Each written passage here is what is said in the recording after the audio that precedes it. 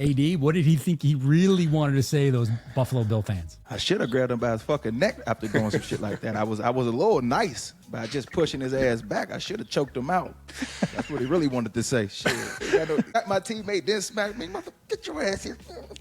And, but he did good. He did good, just pushing his ass back. Hey, how we doing, everybody? Zach Klein, Aaron Donald, Matt Ryan, Todd France. Coming up on episode 2 of the Inner Circle podcast, we have every corner covered of the Dak Prescott, Jalen Carter spitting situation. We got reaction from our 2 MVPs, plus our own Todd France, of course, taking us inside and laying out how the NFL finds work. Plus, message it sends when your head coach doesn't commit to a Week 2 starting quarterback immediately following a Week 1 loss. We got some new segments on the pod this week. AD, number 99. He has 99 problems, but this player is not one of them. We got our 2-minute drill with Matty Ice, Matt Ryan, with some rapid questions, and we're going to debut something called What Are You Saying? Todd, what are you saying to get your guys going that are off to a slow start? Matt and AD, what are you saying to your teammates when something unfolds on the sidelines? And then we're going to drop some sound bites from some players out there where they say something pretty vanilla, but then AD and Matt chime in to let us know what those players or coaches really want to say. It's called Real Talk. We have all of this and more. We want you to like, comment, share, subscribe. Let us know what you're feeling. Thank you for joining us on episode 2 of the Inner Circle. Matt, let's begin with you, my man. You were off in Lambeau Field, the CBS crew, NFL Today, live from Green Bay. Doesn't get any better than that. How was the experience? It was awesome, man. There is no place like Lambeau in the NFL, right? You feel the history when you get there, walking out of the tunnel, seeing the stadium. It's just one of the great places in the NFL. It's one of the great places in American sports. And to kick off the season there, I thought our crew did an amazing job. It's not an easy task putting that show on with all of the moving parts that are there. They did an amazing job, and it was a ton of fun. How about you guys? How was the weekend? Well, hold on, Matt. Was the Lambeau Leap as big as you thought it was, as high as you thought it would be, or any issues? Higher. It was higher, Tom. It was higher. God, I was worried about the Achilles. I was like, oh, God. My suit pants were a little tight.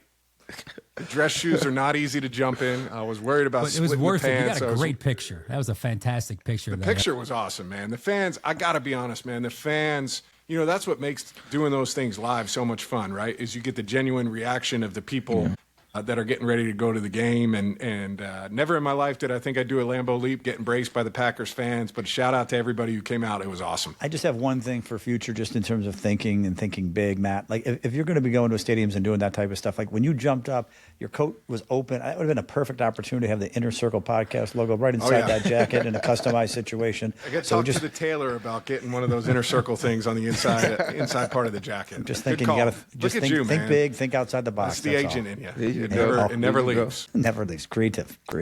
Matt, you were there for the debut of Micah Parsons in Green Bay at Lambeau Field. 30 plays, played about 45% of the snaps. What did he look like in person? Was the speed there, and was Micah? Micah was Micah. Micah was ready to play. I think it was the perfect case scenario if you're a Green Bay Packer fan or if you're the Green Bay Packers, right? You get in front, you play with the lead. You don't have to play him more than, 30-some snaps. He hadn't practiced much during training camp. I think the ability to ease him into it and not overstimulate him week 1. They're playing Thursday night, right? They've got short turnaround. He was dealing with some of those back issues. I don't think you could have had a better start if you're the Green Bay Packers, and really if you're Micah Parsons, to kind of cap it off. I was in that stadium when he sacked Jared Goff. I mean, to hear that place explode and just kind of the energy that was coming in there, and really to see his teammates too, like to see their sideline going nuts, the guys on the field going nuts. It was special. But that defense in general, Micah played great.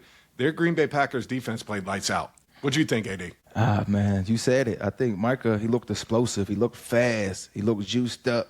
He had some good rushes.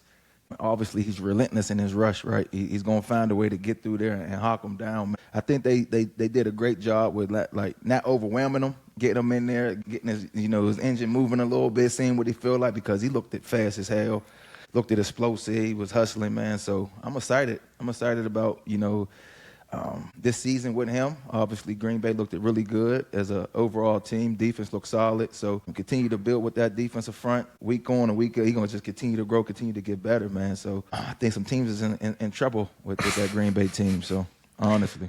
That was so cool to see his emotion when he was the last player introduced pregame, and he had so much respect for what the Green Bay Packer organization did to welcome him in, change up that pregame routine, but then say, all right, we did this. It's time to move on, and let's go back to what we normally do to honor the players, whether it's Jordan Love coming out last, et cetera. So a cool moment for Micah, and that is a loaded division, to say the least.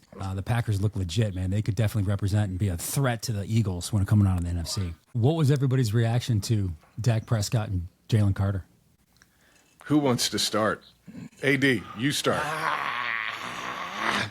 Listen, I'm going to say this. I'm a Jalen Carter's fan. I think he's a hell of a football player. Still a young guy, got some growing up to do. I'm going to say this. As a guy, he's one of the guys on the team that they need on the field to have success to get to where they're trying to get to again, right? And he's going to learn this as he played, as he get a little bit more mature, because I got kicked out of a game before. I made silly mistakes. I never spit on nobody. I maybe threatened a few guys that I would spit on them, but never spit on them, right? So what I would say is that's like the ultimate disrespect, you know. I think Dak was poised. I'm surprised because if I was Dak and somebody spit on me, fuck football, I'm going to jail because I'm losing. I'm putting my hands on it. I'm going to try to kill somebody because that's the ultimate disrespect. But you know, I watched the game. I seen that they said Dak spit on the ground or whatever the case may be. They probably were saying some words, but to walk on somebody and spit on them, you could have did anything else. You could have smacked them in his face. You could have grabbed them, said, don't do no shit like that to me again. Don't disrespect me, and that be that. But, you know, to do that and get kicked out the game early, I think, you know, that's just a young mistake, right? Early in the game, first game of the season, your team needs you, and you let your team down. So find a way to make this right, get back on the field, be productive, but I will say, I would have lost my damn cool. That's what I'm going to say. I would have lost my cool if somebody spit on me. I think you're spot on because, like, he doesn't yet understand his value to the organization, right? There's 4 or 5 players on that team that you need out there every week. You've got Saquon, you've got Jalen Hurts, you've got A.J. Brown. Right behind that is Jalen Carter, in my opinion. And he's that big of a game changer. So it seems like a little bit immature of kind of not understanding who he is and what he means, not only to that football team on the field, but just his presence alone, how that changes the game plan for Dallas going against them, right? You just took so much off the plate of everybody else on that offensive line for the Dallas Cowboys. And so, you know, I think he's got some growing up to do, but I do think, like, the one hard part with football is that there's such high emotion. There's such this sense of being right on the edge, right? Yeah. On the edge of losing it and trying to keep your cool. But the interesting part of this one was the game hadn't even started, right? Exactly. Like, we hadn't even had a scrap, a back and forth or anything like that. And I get there's that build up, that lead up. It's the first game of the year. He's just itching, ready to go. But, you know, kind of having that poise to keep your cool about you and understand the value that you have to the organization, to that team, I think is going to be really important. I want to say this, though. I want to give a shout out to Jalen Hurts. I thought Jalen's comments after the game were very measured, shows kind of his leadership and what he's all about. It was no nonsense, right? He was like, we expect better than that. However, we're going to have our teammates back and we're going to need him moving forward. I thought he was outstanding after the game talking about it. I'm watching it just like everyone else is. I was obviously shocked. I was super proud of him just from a composure perspective, like we're all talking about. No reaction. Like, I'm always a guy who says you never bet against Dak. Like, he just doesn't get rattled. And everyone wants to talk about the poise in the actual situation. Like you said, the game hadn't started. There was an injury. That happens. Everyone's so amped up. But forget the poise in the moment. What does he go do? He leads them down on the drive, stays in complete control, and then goes and puts points on the board. I mean, loved it. I mean, it doesn't surprise me at all. I'm obviously biased, but he's a guy who just doesn't get rattled, and he stayed locked in and kept his team together, and the results were the results. AD, we're going to get to it later. There's 99 problems segment, but the Cowboys might have 99 problems, but Dak ain't one, man. He is not one. And people like to get on him, right? People like to you know, and that's part of playing quarterback for the Dallas Cowboys and having the star on your helmet. But when he's healthy, man, all he does is produce. And I think a lot of the arrows that get slung his way are misguided. Todd, how does the fine process work? Is the league calling you as the agent of a player? Does it come from the general manager? And then what does the player do? Is there an appeals process? Walk us through what happens when someone in the league is facing a fine from the National Football League. Yeah, so fines are interesting, and AD, I'm sure, remembers being fined. Matt, I don't remember if you've ever been fined or not, but it's a little more rare for the quarterback. But, you know, they'll get an email and or a letter, and locker. I just get copied on an email, and it comes from the league, and they spell it all out, like in the violation, what the rule is, what the exact play was, and what the amount is. And then you have an opportunity to appeal it. And obviously there's fines for uniforms. You can have too much white showing in your sock, or the jersey can be untucked. It could be on-field play, a late hit, taunting, that type of stuff. And then obviously there's these types of things that are kind of the in-between type of thing, which is spitting on your opponent and that type of stuff, which obviously is a large fine. And everyone wants to talk about, is there a suspension or not? Who knows what goes on with that. But you do appeal these things. We write a letter to the commissioner's office, set up an appeal date. They have a hearing officer from the league on. They have a representative from the NFL Players Association on. The agent is on and the player's on. We have access to the tape. So if it's a on-field play, we're kind of assessing it, looking at it.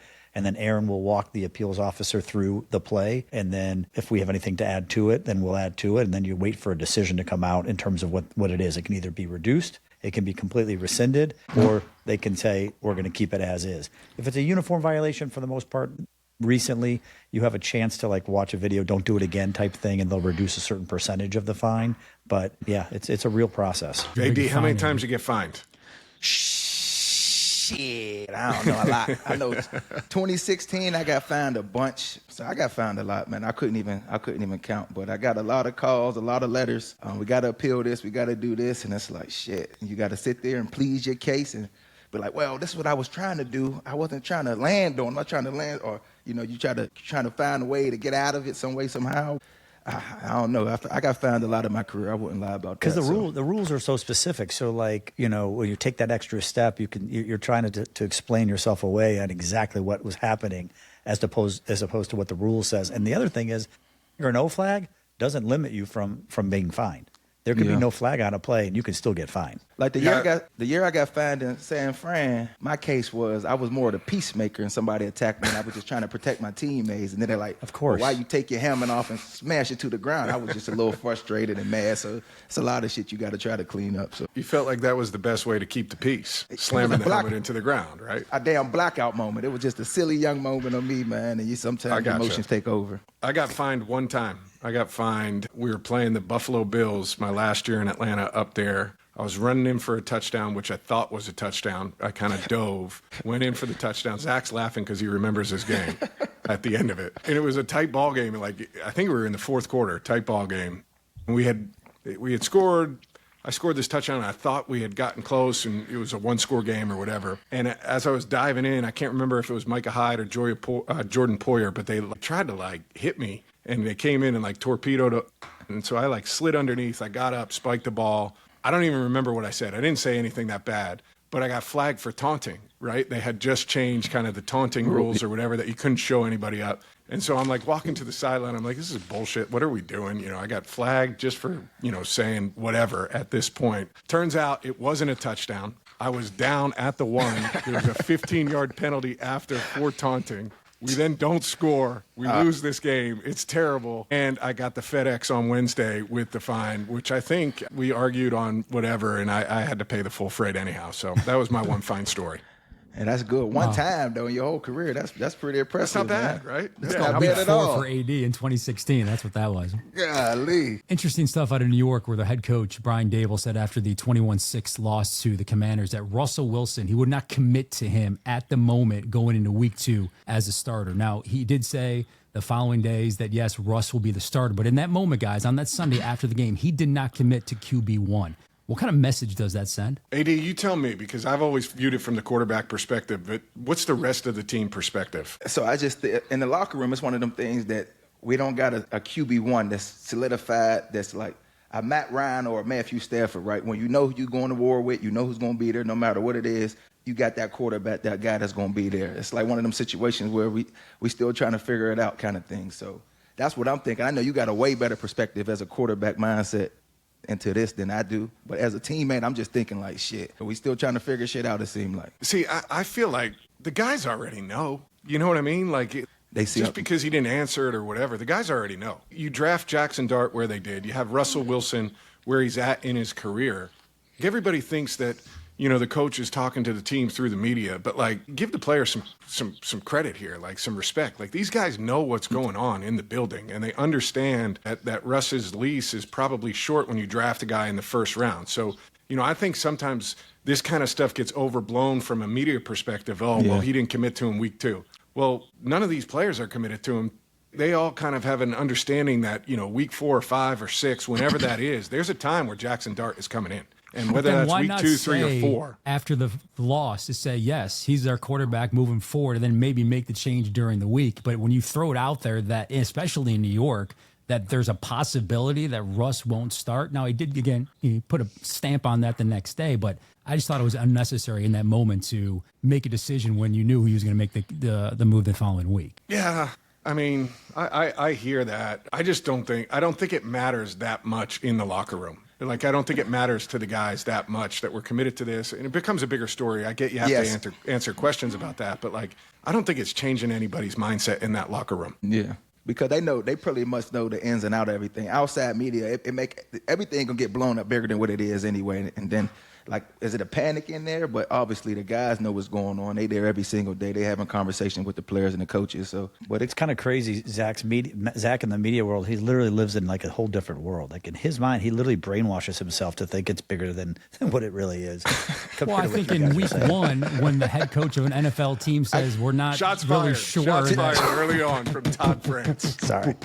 You'll get fined for that too, AD. You're not allowed to do that anymore. Oh, shit.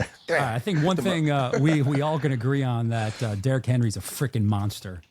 What a performance against the Bills, $169 and 2 TDs. And we were kicking it around. What would you rather do? Would you rather tackle Derrick Henry, or would you rather be tackled by Aaron Donald? I think it'd be a great question for all our listeners out there, those watching wherever you get this podcast. Weigh in, let us know. I mean, to me, is there a C, none of the above? Like I was correct. Asking. That's the correct answer. As the only person on here who has been tackled by Aaron Donald, let me tell you, that is not fun. However, I was used to getting tackled by big guys like him. I was not used to tackling large human beings like Derrick Henry. I would not want any part of that, man. If you're free safety, having come up, I mean, that poor kid for the Bills. Chris Collinsworth kept talking about it when he just tossed him going in on the first touchdown. Just that stiff arm to the left, and I think his words were, "That's embarrassing. That's embarrassing for that a grown man just threw him to the ground." I would want no part of having to tackle Derrick Henry. And AD, you've done it? I'd say I played against Derrick Henry when he was his rookie year. Every other year we played him, I think he was hurt. So I really never got to play him like in his prime as the guy, right? I played him when he was still young, so I never got the experience, really going against him in his prime. So I'm always going to say I'd rather tackle somebody than get hit, right? But that's just different. Yeah, but you're also enormous, right? And well, strong. I'm used to doing it, exactly. You would match up well with him one-on-one. The rest of us got no chance. I would want to see Zach Klein and Todd France tackle Derrick Henry and have to get tackled by – we can probably make this happen, get tackled by AD out on the football field just to see what the reaction is. I don't think y'all could tackle Derrick Henry. I think Aaron and I have too deep of a relationship, so I think it would be better if he tackled Zach, just because I don't think he would. I think it would be more of a real tackle. He would not totally tackle me, so we'll just go ahead and have Zach be the one that gets crushed by Aaron. And then same thing with Derrick. Derrick's not going to run me over, but I think he'd truck you for sure. I have a glass jaw, so that would not look good, man. He'd knock you out pretty fast for sure. You did sign Todd Derrick to what, the largest average contract for someone over 30 at that position, 2 years and $30 million. So, but that came right before the season. Everybody thinks that deals are usually done in the off season or right before the trading deadline. Is that rare to do an extension right before the season with guys, or is there an ever moving goalpost, so to speak, when it comes to opportunities to lock in guys for contracts throughout the season? And there's no set time where a deal for an extension has to be done. Yeah, you know what? Deadline spur action it's always that way, whether it's a draft pick and time to report to training camp, or there's a franchise tag deadline and July 15th is the date at 4:00. Somehow the deals get done right before that. It's the same sort of thing here, but it's also risk versus reward, right? Some teams do have policies they don't want to negotiate in season. Sometimes the player doesn't want to negotiate in season. So then ultimately game one, like Dak last year, that becomes a sort of a deadline. There's no hard and fast rules like in the CBA that you can or can't do it. But from a team perspective, a lot of teams want to get ahead of the market. If we can lock him in now before the end of the season, he's now either a free agent or he's 1 year closer to his contract, or The smart teams forecast the market. They look ahead to see what player's coming up. If I'm doing Aaron Donald's contract right now and the last deal that was done at defensive tackle is so-and-so a year ago, I'd much rather try to beat that number and make him the highest paid as opposed to waiting another year, having another great season. TJ Watt gets done. Now the market's even higher, and now I got to go even higher for Aaron Donald. So the teams try to get ahead of the market and they forecast it and they're smart. Agents obviously look at it that way also to see what makes sense, but then it becomes a risk the reward. other side of that's true, right, Todd? What's that? That you may not want to do the contract as a player at this time, even though it's for the team or whatever. You may want to wait and take a chance on yourself knowing one of these other guys is up a year before you are. 100%. And that's a smart agent. You're going to look ahead and forecast that market and be smart with it. And again, then you're going to have to weigh the risk and reward, because as an agent, we can always get caught up in spreadsheets and numbers and percentages and all that stuff, but also you're messing with someone's life. This is the real decision.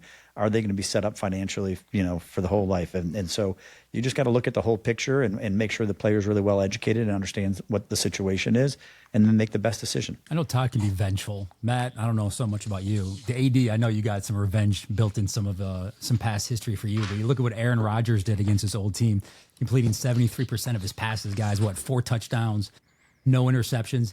Is there a moment for you, Matt and AD, where it was a revenge moment, a game, an opponent, a coach that doubted you, that lifted you up to some unbelievable performance? You're like, yep, don't mess with me. Well, mine was with the 49ers. We went on like a losing streak with the 49ers, like 6 in a row, 7 in a row, something crazy. And 21-22 season, the year we won a Super Bowl. It was like a rival for me. I hated the Niners. I still hate the Niners because of this. But, we was good in the playoffs, and it was one of them situations where we had the opportunity to play them in the NFC Championship. And I kept telling everybody, I don't want to go to the Super Bowl if we don't see the 49ers again and get the opportunity to beat this team to get to the Super Bowl. It wouldn't feel the same because this team got our number. They've been beating us consistently. So it was just like a real hate factor with me. We got to see this team. We got to beat this team to be able to go to the Super Bowl. We see them in the NFC Championship. We found a way to beat them, to go to the Super Bowl. And I was like, for me, I was like, I was saying a bunch of stuff after the game, excited, joyful, but it was like, that was my revenge game, man. I was like, I needed that. I needed that to be able to get to the Super Bowl, to be able to accomplish what we did that season, to make it that much sweeter. So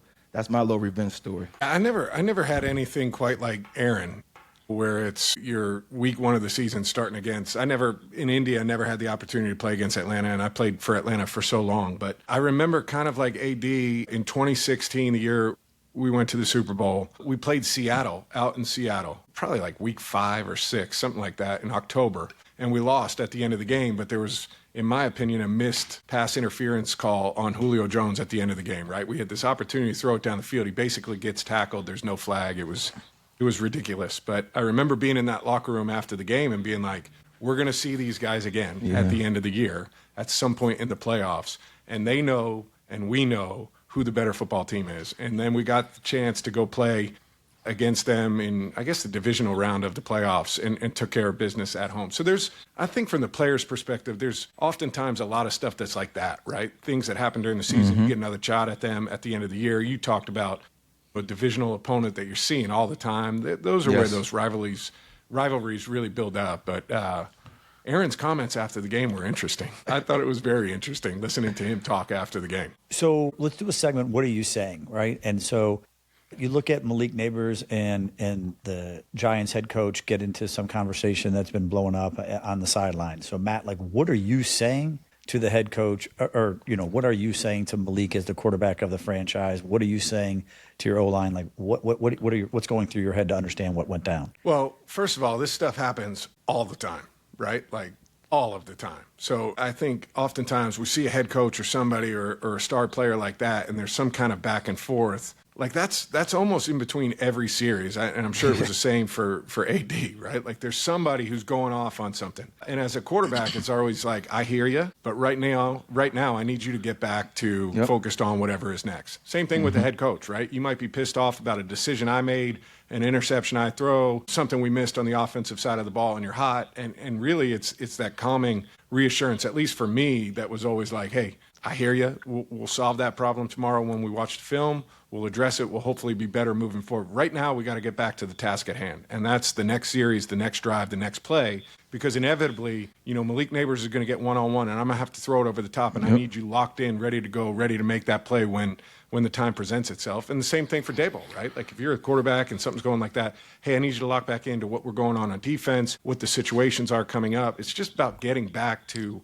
what's in front of you, dealing with the issues the following day. So it's just another blown up media situation because it happens all the time. Well, it happened in New York, right? And so New York is kind of a different animal. Malik Nabers is a star player. There's a lot going on with the Giants. I think anytime, you have that quarterback narrative of Russell Wilson and Jackson Dart on the side, people are trying to figure out, is this what he's frustrated? Is he frustrated with Russell Wilson? There's just so many storylines that are to it. To the fact. But the fact of the matter is, guys come off hot after every series, right? And there's a back and forth. Like, I remember multiple times, whether it's a Roddy White or Tony Gonzalez or even Harry Douglas, right?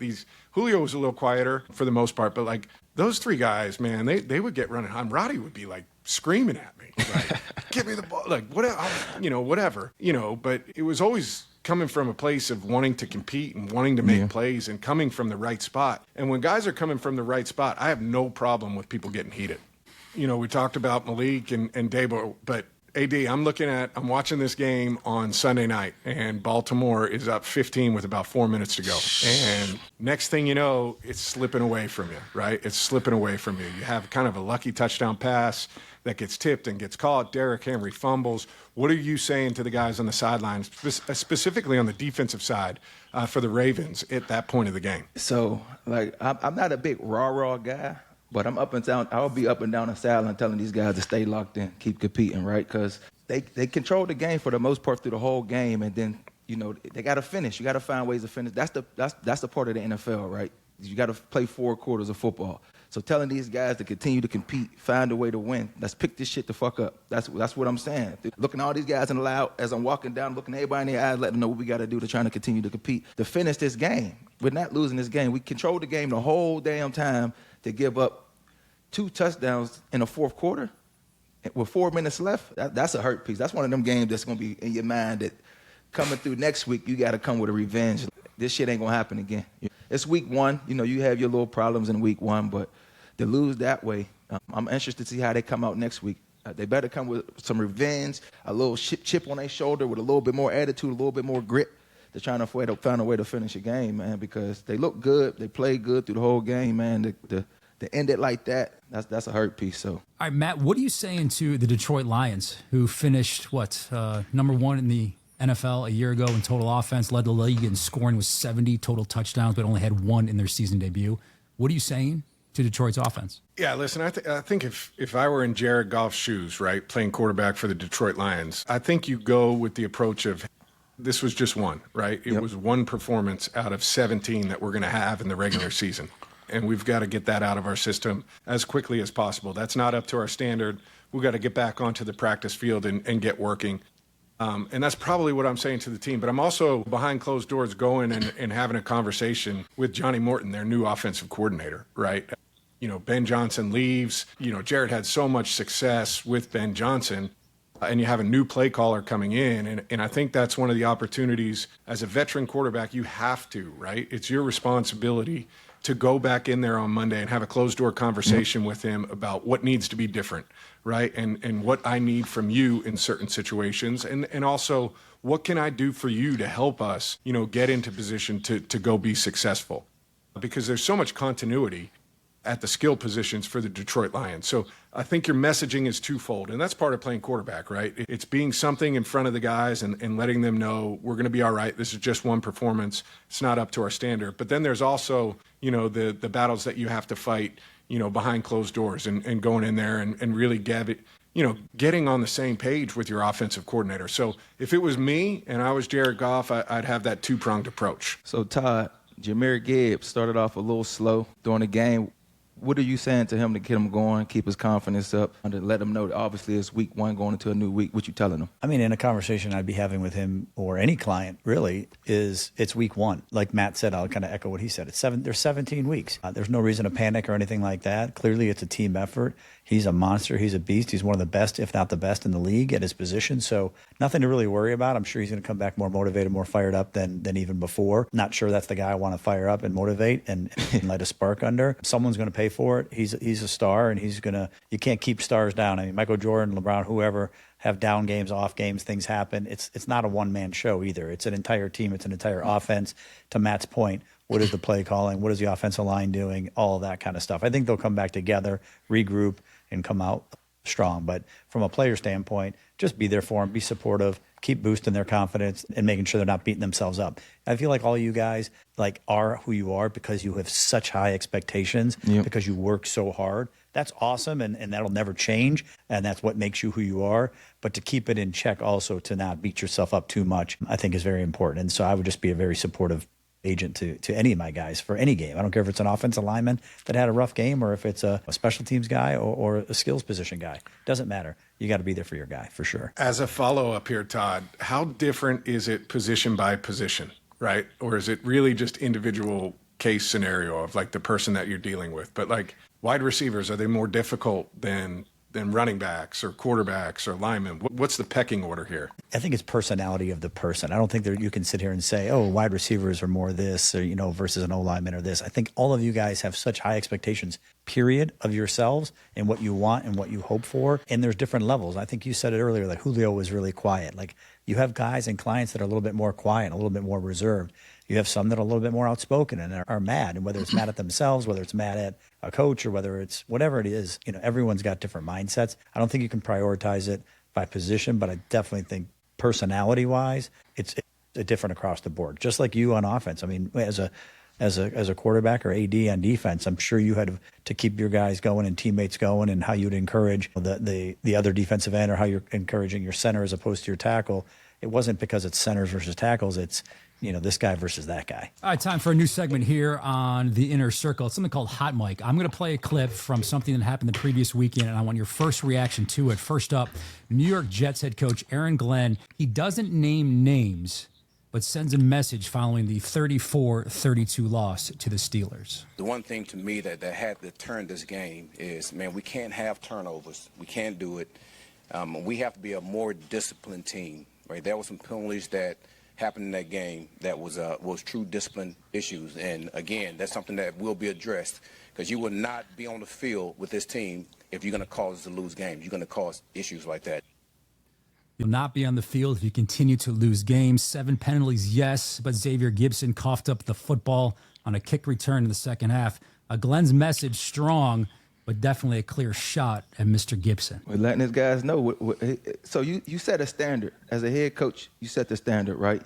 He's a new head coach in there. He's setting the standard, what he want, what they expect out of his players. And you can't make turnovers, obviously. You got to be disciplined. You got to do the right things. You got to be less penalized team to win games, as you know, Matt. So just being outright, just letting everybody know what the standard's going to be. And if you can't live up to this standard, you ain't going to be on this field playing with us, because we trying to do something and accomplish something that ain't been done here in a while. So if you can't live up to what we trying to do and what we built in here, then you ain't going to be on that field with us. So when I was in Indianapolis, we practiced against the Lions in training camp, and our offense was going against the Lions defense, and I got to see Aaron Glenn coach on the field firsthand and hear kind of how he communicates with his guys. It is my guess that press conference right there was the watered-down version of what the Monday morning meeting looked like. And so I don't think anybody's going to have any confusion of what is, expected of them when they go on the field, just given his personality type and what I've seen on the practice field. And I think he's spot on for doing it, right? You're trying to change a culture with the New York Jets and create a sense of accountability to not only, your unit, but the entire football team, to the entire organization. And I think, when you have strong messaging like that and consistent messaging, I think players respond to that. Like, I don't think guys are afraid to be coached hard. They just want to be coached consistently. No matter what you're like, no matter what your personality type is, I just want the same person every time I'm showing up into the building. And I think they're going to get that with Aaron Glenn. Second up here on Hot Mic, Tennessee Titans head coach Brian Callahan, following their 20-12 loss to Denver, was asked afterwards why he did not challenge a call in the third quarter when one of his receivers made an unbelievable grab on the sidelines.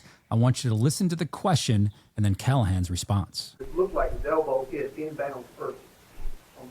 Yeah, you got to get a foot inbounds too, which we didn't have a clean look at whether his foot was down as well. An elbow doesn't equal 2 feet, so his foot would have had to come down as well. We didn't have a clean look, so the call from upstairs was that it wasn't worth challenging. Callahan would later say his interpretation of the rule was wrong. He messed up. He owned it. But guys, how does a head coach not know the rules? He had me second guessing for a minute. I'm like, wait, ain't it a body part first? So shit, they got to be a little bit more aware of situational football look like. But damn, shit, what you think, Matt? Well, listen, I think in the heat of the moment, right, as a head coach, you've got a lot going on down on the sideline. But there's one person in the building that their responsibility is the review, right? And it's to understand exactly what they're looking for in all of these situations. So I appreciate Brian Callahan going out and saying, I've got to be better, I've got to do it, and maybe not understanding it in that situation. But to me, the responsibility falls on the person whose job it is to relay whether we're challenging it or not to the coach, right? It's, Brian Callahan's not looking at it. And I understand, yes, should we know the rules better, all of that. But the person whose job is to tell you when or when to not review absolutely needs to know what he's looking for and what the rules are. So my issue becomes with whoever the spotter was for that play. So they all fumbled the ball on that one. That's right. That's right. This is something I'm looking forward to. It's something we're calling Real Talk, where we're going to play a soundbite from the weekend that was. And for the most part, they are politically correct comments from an NFL player or coach. And I want AD and Matt to respond what the player or head coach really wants to say. This has got AD written all over it. So first up, Falcons quarterback Michael Penix Jr., the new leader of this team. He is QB1. Here he is following the 3-point loss opening weekend to a division rival in the Tampa Bay Buccaneers, when his kicker, Younghoe Koo, had a 44-yarder at the buzzer to force overtime. Koo missed 9 field goals a year ago, including 3 in one game to the Saints. Had a chance to force OT in week 1. This is what Michael Penix had to say afterwards about his kicker. We got all the confidence in the world in Koo, man. He showed it day in and day out, man. He comes in and puts in the work, and, just like everybody else, man, we're not perfect. We go out there and we strive to be, but, man, I'll never look at Koo, any type of way because of, the missed field goal he had, because I know that's not him. What did you really want to say? Real talk. Who wants to start? I'll start. Shit. I think what he really wanted to say was is to kick the ball and make the damn field goal. That's what you practice. That's what you out there doing early while we out here sweating, doing all this football, running around, hitting. Your job is to be prepared when your name is called to go and make a field goal. So if you can't do it, they got to figure somebody out to do it, man, because in this league, man, you can't afford to have penalized and miss out on scoring opportunities like that, because you can lose games. And to be a playoff contending team and, be the last team standing, you need trust in your guys, man, and shit. His job is to make the fucking field goal, so make it. Well, I feel like AD said it pretty well right there. I think Mike was saying, listen, I like Younghoe. He's my friend. He's a good guy. But he's got to kick it through the field goal when I get him down to that part of the field, all right? We drove it down. We gave him an opportunity. When you're out there, you got to knock it through. And then also probably what AD said. All right, next up here on Real Talk, Lamar Jackson, the Baltimore Ravens quarterback, he was shoved by a Buffalo Bills fan who slapped Jackson on the helmet following a celebration, guys, in the end zone. So the two-time MVP was asked about the incident after the game on Sunday. Here's Lamar, and then I want AD to say what Lamar really wanted to say. He slapped. I seen him slap D-Hop, but I wasn't really. Then he slapped me, and then he talking. So I just forgot who I was for a little bit, But you gotta think in those situations. We got security out there. Let security handle it. But I just let my emotions get the best of me. Listen, I thought Lamar handled it as probably as best one could, right? AD, what did he think he really wanted to say to those Buffalo Bill fans? I should have grabbed him by his fucking neck after doing some shit like that. I was a little nice by just pushing his ass back. I should have choked him out. That's what he really wanted to say. Shit. Like my teammate didn't smack me. Mother, get your ass here. And, but he did good. He did good just pushing his ass back. That's what he really wanted to say, though. I don't think we need anything else. That fan, by the way, was ejected from the stadium that night and has since been suspended by the NFL indefinitely from every single stadium in the league. He can no longer see a football game. And finally here, it was a rough start for Miami Dolphin quarterback Tua Tagovailoa. 114 yards, a touchdown, 2 picks. He was asked after the game about his turnovers coming in bunches and if he was pressing. I wouldn't say I'm pressing. I would say it's part of the game. Like you obviously don't want to turn it over. I thought that was a wild comment that I turned the ball over in bunches. That's crazy. All right, so Tua doesn't think he's pressing guys. He was very calm, but he was obviously irked by the question and his response. You can tell by his tone. But per Omar Kelly of the Miami Herald and his Twitter account, he said today was the 7th time Tua has committed at least 3 turnovers in a game since 2020. That, according to ESPN research, he's the only quarterback to do it more in the same time span as Trevor Lawrence. Tua has lost a fumble and thrown multiple interceptions 4 times, and he's done it twice in his last 3 games. You could tell he was a little irked about being asked if he's being pressed 1 week into the season where, quote unquote, some of his bunches came from the final few games of 2024. How would you really want to answer that question if you were Tua, Matt? Well, Zach, going back to our days, sitting in that conference room in Flowery Branch or in Mercedes-Benz stadiums, I would have liked to said to you, Zach, I don't know if you know, but this shit is hard. All right? This shit's hard. It's hard to play quarterback in the NFL. And about last season's in the past, man. That has no bearing on what happened today. So, I mean, I get to being frustrated with questions like that. If you're going back, to the end of 2024, if you're talking about, what I did in the last game that has nothing to do with today, man. 0 to do with today. And, I thought Tua, to his credit, I thought he handled it pretty well and did what he needed to do as the leader of that football team. They got more issues than just him turning the football over, though. They've got a lot of issues in Miami right now that need to get rectified. So that should lead us into 99 problems, but maybe Tua isn't one. AD, what's your debut of 99 problems, but something's not a major issue to Aaron, number 99. I got one for Hill on 80. Before you even do that, I got my 99 problems for Aaron. 99 problems, but Aaron doing those shoulder shrug things on his Instagram, that is not one. Although for me and Zach and probably Matt, that would be difficult. I mean, I don't know how. I was watching it, and I think I tore my rotator cuff watching it. So I don't know. It was unbelievable. But and then you talked about the grip strength. I didn't even think about that part. I mean, that's brutal. Anyways, that's my 99 problems. But shoulder shrugs for AD, not one. Sorry, go ahead. I didn't mean to interrupt you.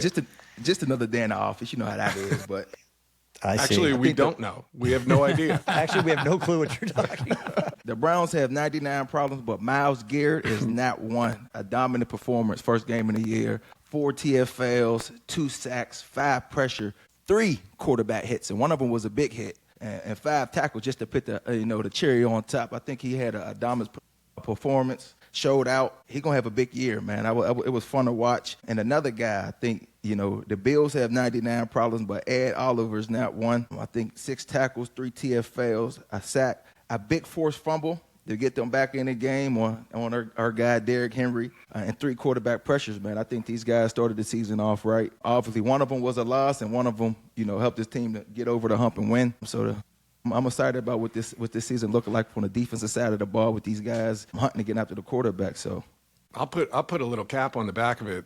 The Browns' defense is not a problem. It's a problem for offenses that are going against it, but they're very good. I mean, would they hold Cincinnati to, I think, 7 yards of total offense in the second half of that game? 7 yards. You got Ja'Marr Chase, you got Joe Burrow, you got all of these guys, T. Higgins. 7 yards, it's ridiculous how good they are on defense.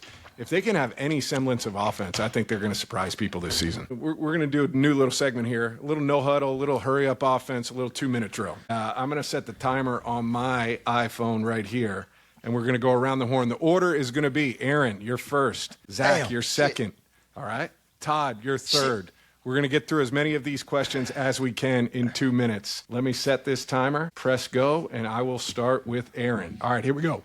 Better week 1 performance on the defensive side of the ball, the Green Bay Packers in a win or the Cleveland Browns in a loss? I got to go Cleveland Browns with a loss, though, because it was a dominant performance with that defense, man. Dominant performance. All right, Zach, whose seat is hotter, Russell Wilson or Mike McDaniel? Mike McDaniel. He talks so much smack in a very fun and unique way. haven't won a playoff game. This is the year. Mike McDaniel definitely in the hot seat. All right, Todd, here we go. Which C, client none of the is above. Which, look at you calling a timeout in the middle of this.